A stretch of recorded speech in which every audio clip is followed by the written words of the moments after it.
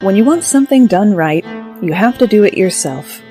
This philosophy is okay when it comes to loading the dishwasher, but maybe not so much when you're trying to find the cure for a venereal disease. No one told that to Dr. John Hunter. Medical types in the 18th century believed gonorrhea and syphilis were caused by the same pathogen. Dr. Hunter injected himself with gonorrhea to test the theory. He contracted gonorrhea and syphilis, probably from using the same needle to extract both samples. My name's Moxie, and this is your Brain on Facts. We're talking today about medical experimentation, much of which took place before we had a solid handle on germ theory and things like good hygiene, so be forewarned that it's gonna get icky, and there will be some talk of body parts. We're also going to be talking about the relaunch and special offer on our Patreon page, patreon.com/yourbrainonfacts, but I promise I'll try not to turn it into a PBS pledge drive. Today's list is in the time-honored tradition of random order I copied the names into Google Docs. But let's start with the OG Isaac Newton.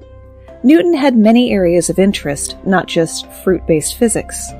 Newton voluntarily stuck a needle in his eye in the name of science. The experiment was designed to test optics and color perception.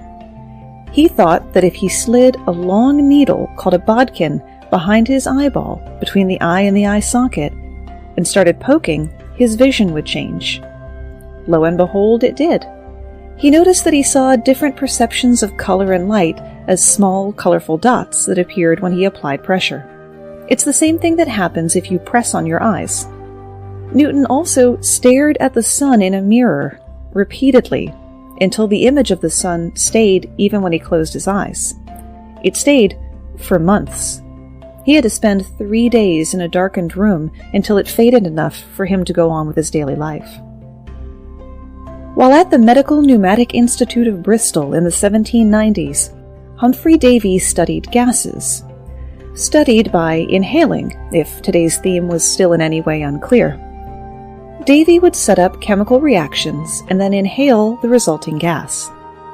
One gas gave him a pleasant sensation and the impulse to laugh at everything. He had discovered nitrous oxide. Though his initial attempts were meant to reproduce the pleasurable effects of opium and alcohol, Davy would ultimately recommend the use of nitrous oxide as an anesthetic. Your dentist gives you a blend of 50% nitrous and 50% oxygen, but Davy was huffing 100% nitrous oxide, which is probably why he enjoyed it enough to start hosting parties where friends would inhale it from silk bags. When it came time to test his polio vaccine, Dr. Jonas Salk decided to avoid the long and drawn-out human clinical trial process. The only suitable test subject was himself and his family.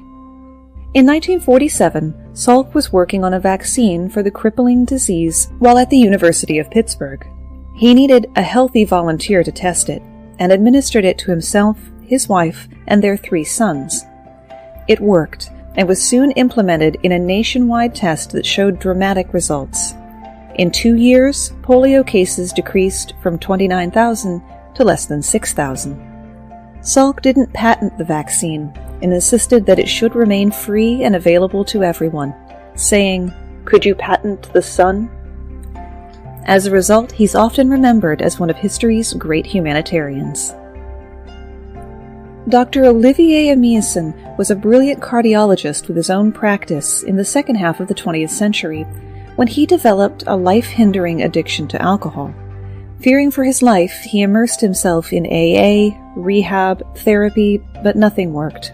So he did the only thing he felt he could. He took his treatments into his own hands. Searching for a cure, he happened upon baclofen, a muscle relaxant that had been used for years, but had shown promising results in studies with laboratory animals addicted to a variety of substances.